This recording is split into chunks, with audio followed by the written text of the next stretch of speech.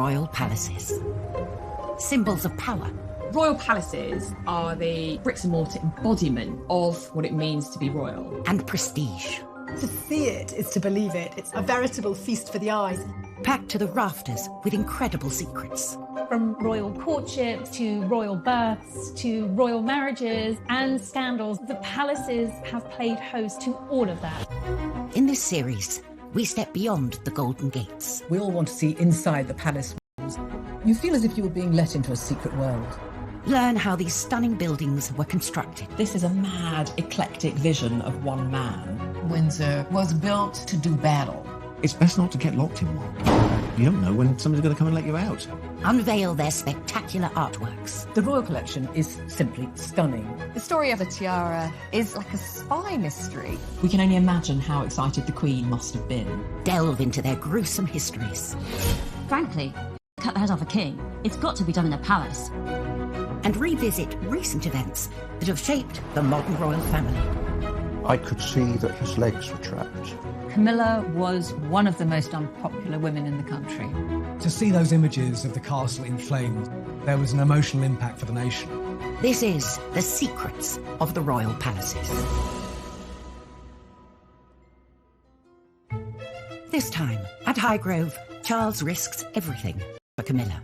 We reveal his secret plan to win over Queen and country. Camilla was one of the most unpopular women in the country. Inside Holyrood, the true story of Mary Queen of Scots. The poetry, the plays, the films that have been made about her extraordinary life is personified in that preserved Northwest Tower. At Hampton Court, we uncover a fake painting that could be worth a king's ransom. What if the Queen's copy was not worthless? It's actually worth in excess of £50 million. We witness a bizarre outbreak of violence at St. James's Palace. Then there came this blood-curdling cry from his rooms. He shouted to his page, "I am being murdered!" The question was, who did it? And Prince George's moment of mayhem. We dig into the archives to discover he's not the first royal to behave badly on the balcony. History was repeating itself, and it was around 30 years before that Harry was seen on the balcony doing exactly the same thing to his cousin, Princess Beatrice. The royal family have a palace for every occasion. Windsor, a castle steeped in a millennium of royal history, still in use today. Buckingham Palace, the majestic official home of the monarchy. And then there are private residences, like Prince Charles's in 1980, and turned it into a family home, an organic oasis. I think the grounds are what's important in Highgrove, and it's where Charles has invested a huge amount of his energy and identity. But behind the public images of a happy family, domestic disharmony was brewing.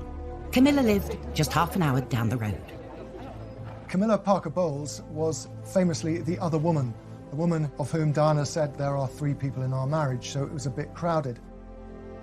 Camilla was this scarlet woman that pretty much the whole nation hated. When Charles and Diana separated, Camilla quickly became a regular at Highgrove. Charles's public affair and messy divorce had damaged the monarchy. And following Diana's tragic death in 1997, the family hit a new low.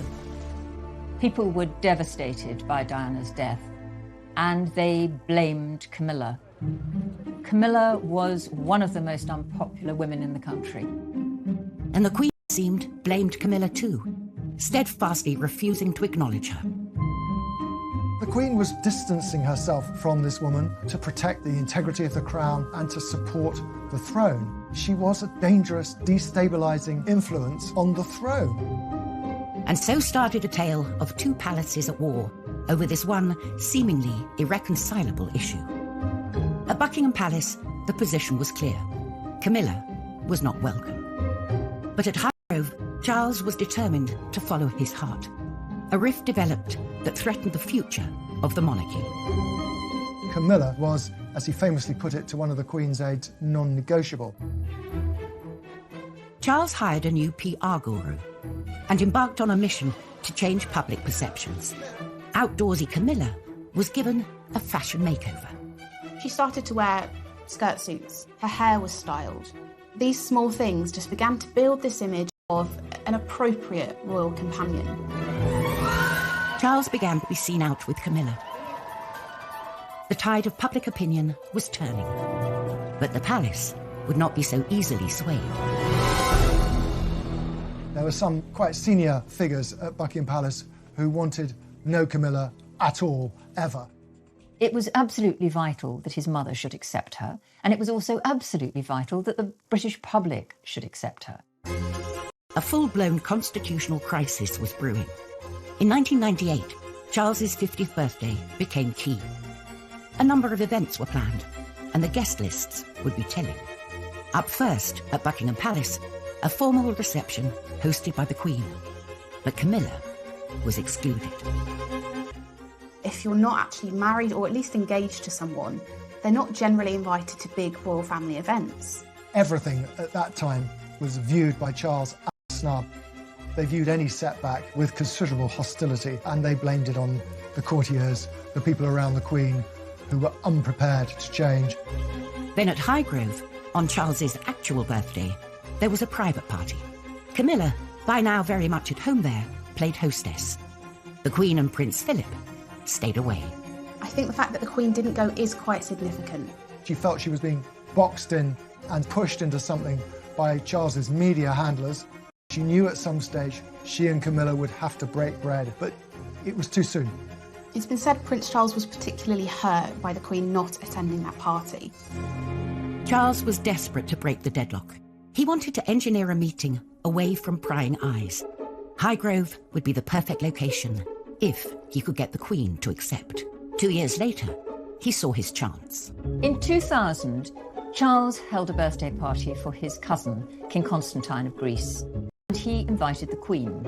He also invited Camilla, and the Queen knew perfectly well that Camilla would be at the party. It wasn't at Buckingham Palace or Windsor or Sandringham. It was at Charles's favourite place. The party was to be at Highgrove, where Camilla was by now completely at home. Buckingham Palace is known as the home of royal pomp, pageantry and diplomacy. 400 miles away, its Scottish counterpart is not windswept Edinburgh Castle, but the palace of Holyrood House. And it serves an important ceremonial role to this day. Holyrood is perhaps one of the great forgotten palaces. It's the seat of the Scottish First Minister, but it in fact is a royal palace. Each summer, the Queen's official residence in Scotland becomes the focus of a traditional royal festival. For 1 week every year, the Queen goes to Scotland, and it's called Royal Week. She bases herself in the Palace of Holyrood House, and she loves that week. And I think the people of Scotland love seeing her. This celebration of Scottish and royal culture includes a ceremony in which the Queen is given the key to the city of Edinburgh. But behind all the fun, the backdrop has always struck me as vaguely terrifying, because you're looking at a massive building with enormous buttressed angled turrets and small windows, parapets. It is a castle.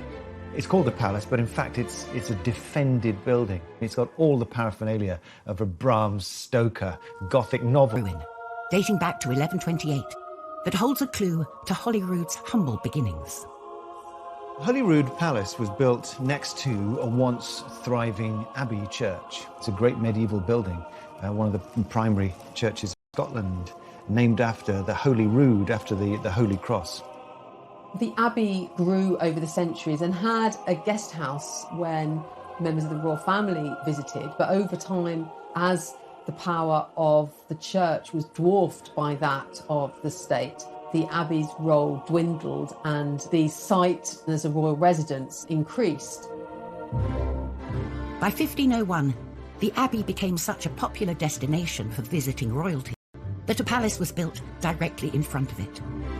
Over time, monarchs came and went, and the palace was renovated and rebuilt. When you arrive at Holyrood House, you are presented with an image of unity.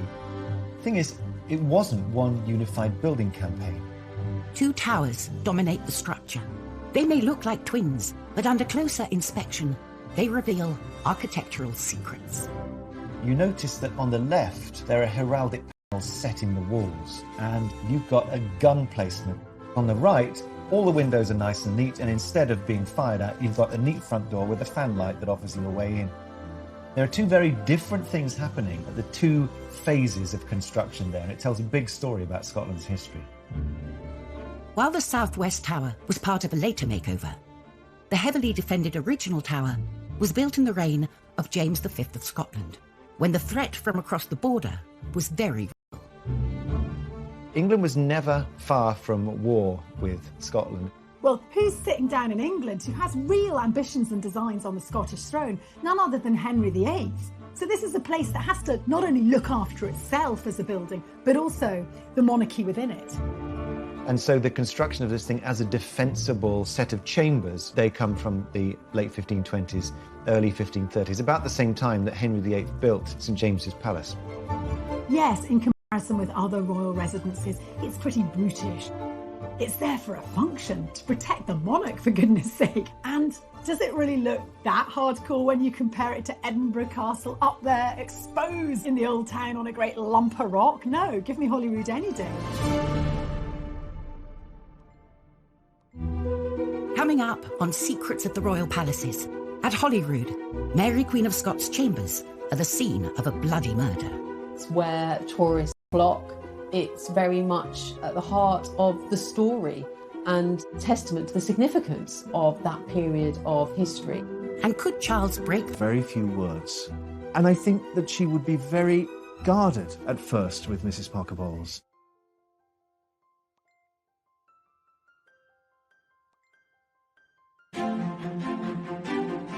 Britain's famous royal palaces bring in almost 3 million visitors from across the globe each year. Along with favourites, Buckingham Palace and Windsor Castle, Holyrood in Edinburgh is among the most popular royal palaces. Holyrood House, the Queen's official residence in Scotland, has one of the bloodiest histories of all palaces, and that was because of the reign of Mary Queen of Scots. The oldest part of the palace is the 16th century Northwest Tower. Here, up a narrow winding staircase, are chambers that still hold Mary's secrets. Mary Queen of Scots is one of the most infamous Scottish figures and probably the most famous Scottish queen. The poetry, the operas, the plays, the films that have been made about her extraordinary life, but it's sort of personified in that preserved Northwest Tower. Original features, like the ornate oak ceiling, survive from Mary's torrid time here.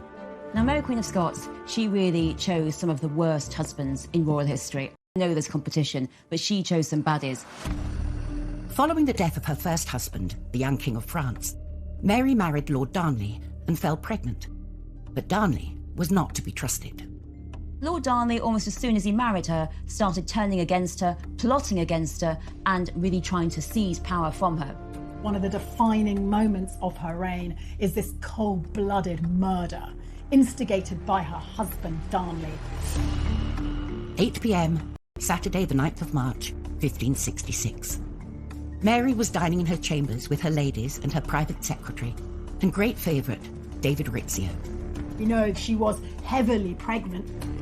Then suddenly, Darnley and loads of Scottish lords break into Mary's room and they seize Rizzio. Mary, she's terrified. She's 6 months pregnant, one man weighs a gun at her pregnant stomach. Darnley and the lords are jealous of Rizzio. They drag him away from Mary. In front of her eyes, he's murdered by not just one or two, but 56 stab wounds, dragged across, I think, the bedchamber floor, tossed down the stairs. It was a red herring, the whole Rizzio thing. It was Mary they wanted. The lords wanted to take Mary prisoner and steal power and put her baby on the throne. Mary is under arrest. Her beautiful palace of Holyrood that she has loved and decorated with her tapestries and all her furniture, it is now her prison. Eventually, Darnley relented and helped Mary escape. A year later, married at Holyrood, but no happy ending. She was deposed and she fled into England in the hope that Elizabeth would help her. Instead, she was imprisoned for 19 years and finally executed. The tower has been preserved, and the tower is very much synonymous with Mary Queen of Scots and indeed that tragic murder. And in many ways, it's this iconic site in Scottish royal history. To this day, they sort of invite you to look for the bloodstains. It's almost like a badge of honour that this castle lived. It was a proper castle that earned its stripes where blood was shed. Holyrood Palace is not the only royal residence with a history of marital problems. At Highgrove, Prince Charles had invited his mother to a birthday party for King Constantine of Greece, and Camilla would be there, not just as a guest, but effectively as hostess. The Queen was going to find it very difficult to decline an invitation to King Constantine's party, and that meant she'd had to go literally step inside Highgrove, which by then was very much Camilla's domain.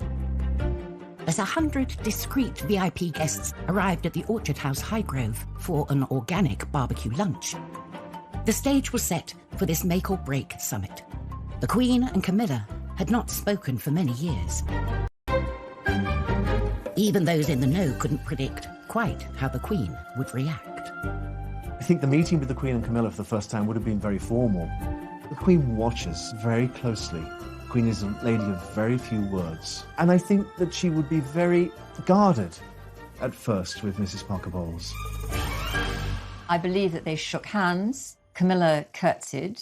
They had a brief chit-chat together, and then they went their separate ways to different tables at the lunch. Though secretive, the Highgrove meeting was clearly a success.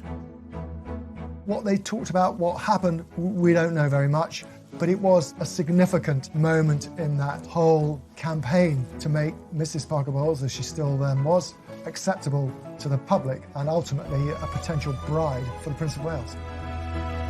From that moment on, Camilla began to be seen at royal events. In the Royal Box, Buckingham Palace, at Balmoral and Sandringham. Prince Charles's strategy had worked. They appreciate her in a way for the stability she's brought Charles, the calmness. So much so that after a civil ceremony in 2005, their marriage was blessed in St. George's Chapel, Windsor, with the Queen and Prince Philip in attendance. Camilla has been hugely important to him for many, many years, and he... 2 months later, Camilla hit the royal big time, with her first ever appearance on the famous Buckingham Palace balcony. And at last, the tale of two palaces was over, and harmony was restored in the House of Windsor. These days, nearby Kensington Palace is a model of gentility and decorum. But during the reign of William of Orange and Mary II, it gained a surprising reputation as a debauched and downright dirty party palace. Crowned in 1689, William and Mary wanted a home outside polluted London. So off they went to Kensington, which was then a lovely country village. And they bought Kensington House to turn into a palace. And that meant receptions, that meant dinners, and that meant balls. Balls were huge occasions, 600 people would turn up, and no one did washing in the 17th century, early 18th century. It was seen as bad for the body. So no one washed themselves, no one washed their clothes, and worst of all, there were actually no official loos. So what you actually see are people, when they go to the ball, just relieving themselves in corners. If there's a bucket, all the better. But if there's no bucket, just go to the loo. And, actually you couldn't see. So, if you're a lady in one of those great big dresses, she can just be standing there and you wouldn't realise that she's a weed on the floor. So William and Mary moved from disgusting, polluted London, and now they managed to do Kensington with the smell of everyone weeing at the balls. And so there were signs put up saying no pissing, to tell people hold it in or find somewhere else to go. Do not go in the corner of the ballroom. One of the finest art collections of all the palaces is at Hampton Court and was curated and purchased by Charles I. Charles had an incredible love of the arts. That had been really instilled in him by his father, James I. He saw the power of having a prestigious art collection, how it could project this image of the monarchy as supremely cultured and powerful. It was Charles who invested in the Renaissance and Baroque masterpieces that hang pride of place on palace walls today. In 1629, Charles added substantially to the collection when he spent £18,000, a huge amount of money, on 400 works of art from the Italian Gonzaga family collection. 8 years later, he bought another prestigious piece, The Calling of Saints Peter and Andrew by maverick Italian painter Caravaggio. The painting shows Jesus as he meets the future apostles Peter and Andrew while they're still fishermen. It's got those dramatic effects of light and shade, but also this is the moment of greatest psychological tension as the brothers are just about to decide to leave their life behind, drop their nets and follow Jesus. Questioning its authenticity. Charles I bought this painting believing it was an original Caravaggio, and perhaps because it was such a good picture, it was copied at the time. There are only 50 paintings surviving by Caravaggio, so for this to have been an original, it really wasn't felt that that was the case. The picture was dramatically demoted, and it was now thought to be one of those copies, and that view prevailed for about 350 years. For centuries, the picture lay hidden in a dusty storeroom in Hampton Court Palace. Until one day, something changed. The story goes back to 1987 when an Italian curator suddenly asked a bold question: what if the Queen's copy was in fact the lost original? The painting was taken in for conservation work. It was very dirty. There were layers and layers of varnish that had built up. It took 6 years of detailed conservation work to find an answer. On closer inspection, evidence mounted. Could this be the lost original?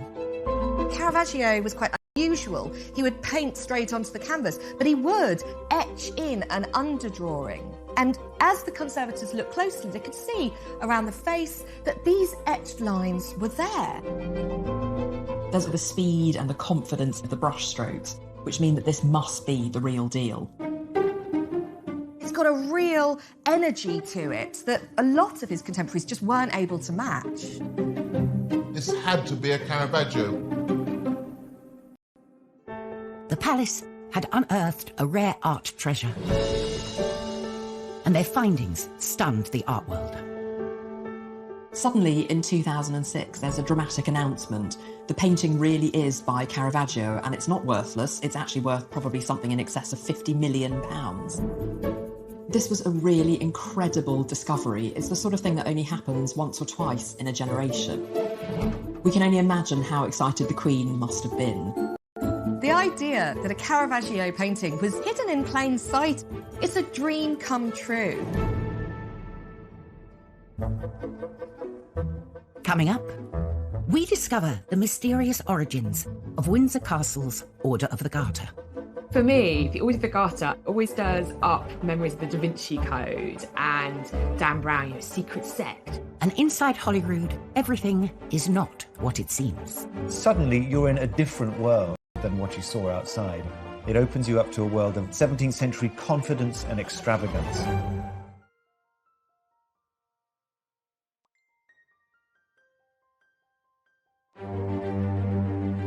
In Edinburgh, the Palace of Holyrood House has all the formidable features of a mighty fortress. You're in a different world than what you saw outside.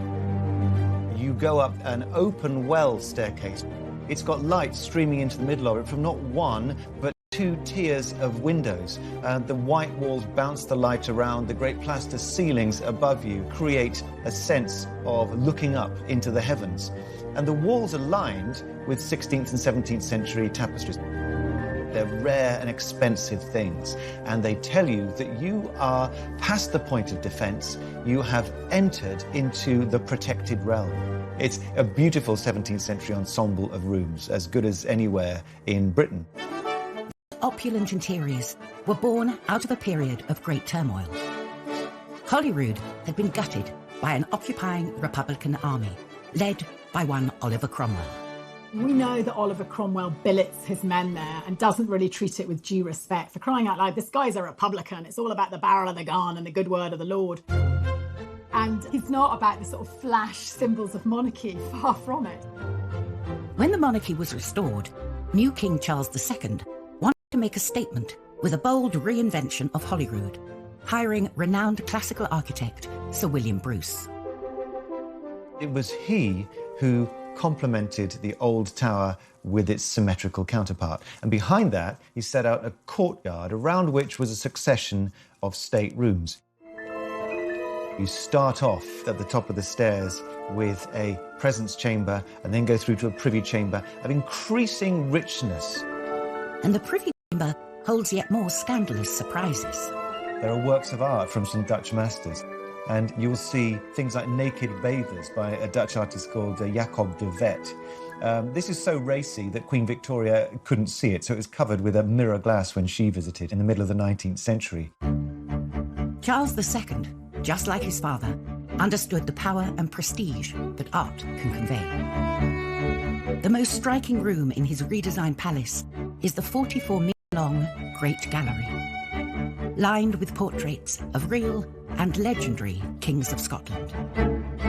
Holyrood is obviously the place where great important visitors are hosted, great state occasions are held. Each year, the Queen returns to host world leaders, bestow honours and meet members of the public, ensuring that this historic setting remains very much a part of the monarchy today. Another royal residence that retains an important ceremonial role is St James's Palace in London. It's here that the next king will be proclaimed. And St James's Palace has seen some of the most remarkable events in royal... In 1810, it was a scene of a bloody murder. Ernest, Duke of Cumberland, son and potential heir of George III, became embroiled, along with his servants Joseph Sellis and Cornelius Neil, in a bizarre outbreak of violence one night at the palace. May 1810, the Duke of Cumberland was asleep. And then there came this blood-curdling cry from his rooms. He shouted to his page, "Neil, I am being murdered!" Cornelius Neil, his valet, rushes in and tries to work out what's happened. And he saw that the Duke, he's had his head split open. Someone had hit him over the head with his own sabre, but they'd used the blunt part of the blade, so it hadn't killed him, but he was sort of knocked out, his head was split open. And the question was, who did it?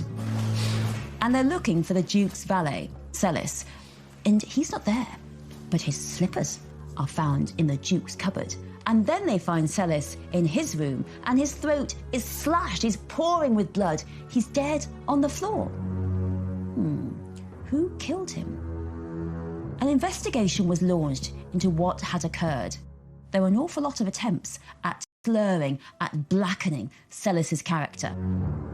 The official conclusion was that Sellis had attacked the Duke and then killed himself.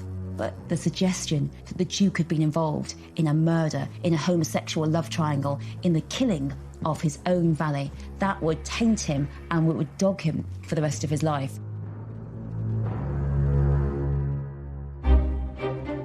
Historically, being a monarch or heir to the throne was a risky business.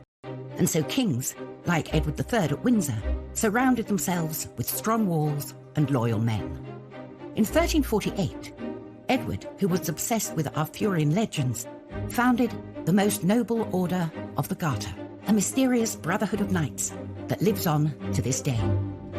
The Order of the Garter is the highest order of chivalry in England, and in fact it's the oldest order anywhere in the world that's been in continuous existence. It's a group of 24 people who are fiercely loyal and swear to protect the king and country. The rituals of this ancient order have been passed down through the generations. Every year, on the traditional Garter Day, the Queen, knights and ladies process through Windsor Castle to St George's Chapel to attend a special service. It's members of the royal family dressing up in the most ridiculous costumes, with hats, with feathers, processing down to Windsor Castle. It is a picture opportunity for the wives mainly, like Camilla and Kate, to laugh at their husbands. Beyond, I don't think we really, as a nation, have much idea of what it's all about.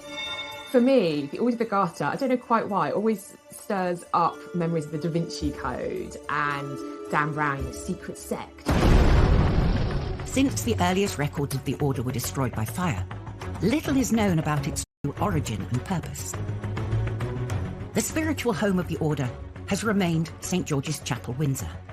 The banner of every living member is displayed here. These are the flags of the knights and ladies of the Order of the Garter.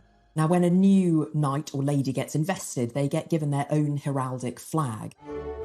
Today, the Queen chooses members from a variety of backgrounds in recognition of their public service. And new banners are drawn up by the College of Arms. The flags are 5 foot square, they are all handmade and meticulously hand-painted, and they're full of personal symbols that relate specifically to the history and life of the person who's just been brought into the order.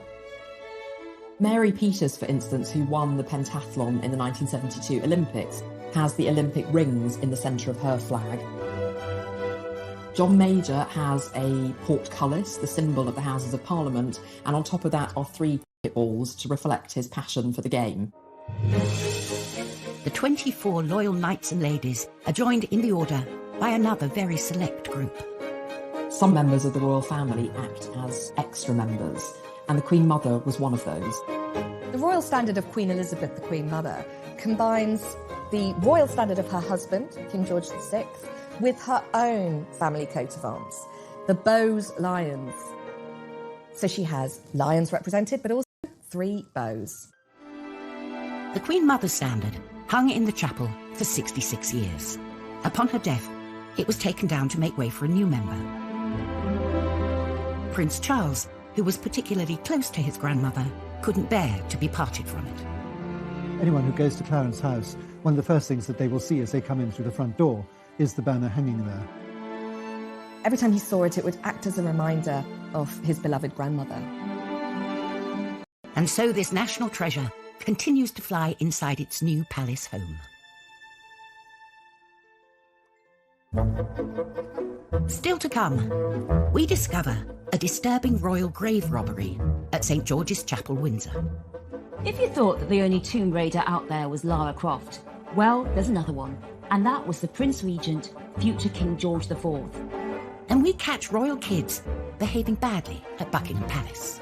George starts belting his best rendition of God Save the Queen.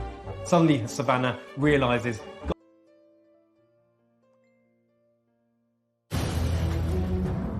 Royal palaces are places of sanctuary for kings and queens in life and in death. St. George's Chapel at Windsor Castle is the burial site of 10 monarchs. This number includes Charles I, who was executed. But the final resting place of his severed head remained a mystery. Until 1813, when the Prince Regent embarked on a quest for answers. If you thought that the only Tomb Raider out there was Lara Croft, well, there's another one, and that was the Prince Regent, future King George IV. The Prince Regent had become obsessed by Charles I, executed in 1649. Was Charles I's head attached or not? Had it been sewn back on? And this question became the equivalent of that crossword clue you just can't solve. So the Prince Regent asked the royal physician, Henry Halford, to go down into the royal vault in St. George's Chapel, Windsor, and look at the grave of Charles I. Together, they ventured down to the crypt to look for the body. Henry Halford opens the coffin and finds the body of Charles I wrapped in cloth and smeared with some greasy, unctuous matter. He takes the cloth off the body and says, actually, the head still remains. It is blackened and the nose has lost its cartilage. But he says this is definitely Charles I because it looks just like Charles I in the bust. And then he gets out the head and he holds it up and he can tell, he says, that it's been sawn off by a big blow. And that solves the question for the Prince Regent. Charles I's head was buried with him. And you'd think, now, poor Charles I can be put back to bed and really rest in peace at Windsor Castle, St. George's Chapel, for the rest of the days. But no, Henry Halford has found this all rather thrilling and decides to take a souvenir for himself. So he takes the 4th vertebra of Charles I's neck, puts it in his pocket and saves it, and he passes it round at dinner parties. So thanks to the Prince Regent's crazy obsession with whether or not Charles I's head was on or off, St. George's Chapel at Windsor Castle becomes the scene of a real grave robbery. The fate of Charles I at the hands of Parliament is a stark reminder that the monarchy depends upon the will of the people. Today's royal family is more focused than ever on allowing the public into their palaces and their lives.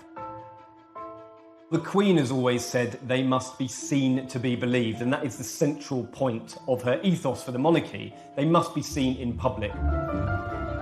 Since the reign of Queen Victoria, the balcony at Buckingham Palace has been the stage for iconic royal appearances.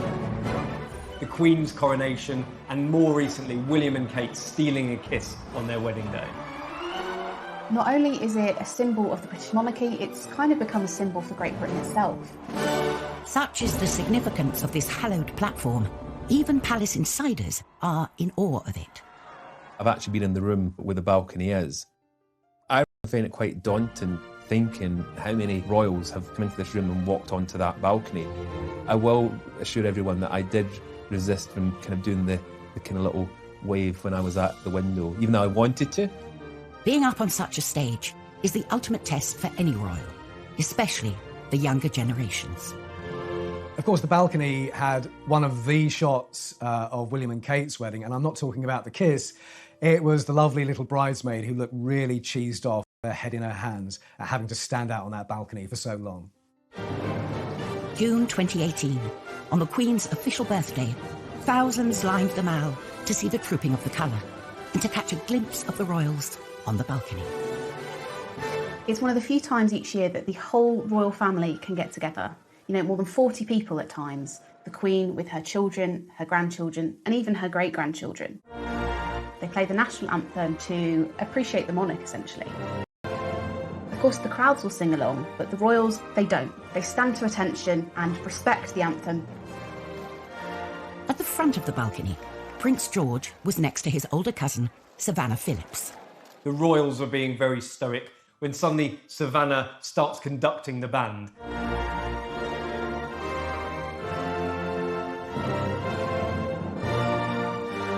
Suddenly George starts belting out his best rendition of God Save the Queen. Prince George started to sing along. He's clearly been learning the words. Suddenly Savannah realises, gosh, we're royals, we shouldn't be doing this. She knew that actually the royals don't sing along. Those images go round the world. It's what the royal photographers are looking for because it's something different and it's something relatable. George and Savannah's antics may seem like a one-off, but a deep dive into the archives reveals that they were following in some famous footsteps. Well, the funny thing about this is that history was repeating itself, and it was around 30 years before that Harry was seen on the balcony doing exactly the same thing to his cousin, Princess Beatrice. You know, Harry was a joker, and still is, and younger children like Beatrice and others are the same. I think it's what children do. The following year, George and Savannah were separated, and I think that's probably the parents having a quiet agreement beforehand that made... I think what's lovely about this scene is that these children are brought up around the Queen and princes living in palaces and castles, but there's actually a childhood innocence about them. It doesn't matter if you're a future king, you can still get bossed around by your cousins. It became one of these iconic royal moments that will live long in the memory. Next time on Secrets of the Royal Palaces. Of whom Diana said there are 3 people in our marriage, so it was a bit crowded. Camilla was this scarlet woman that pretty much the whole nation hated. When Charles and Diana separated, Camilla quickly became a regular at Highgrove. Charles's public affair and messy divorce had damaged the monarchy.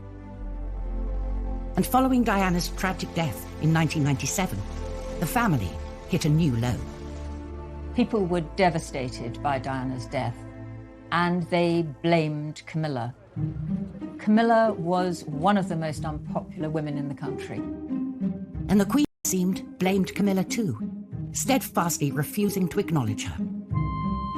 The Queen was distancing herself from this woman to protect the integrity of the crown and to support the throne. She was a dangerous, destabilising influence on the throne. And so started a tale of 2 palaces at war over this one seemingly irreconcilable issue.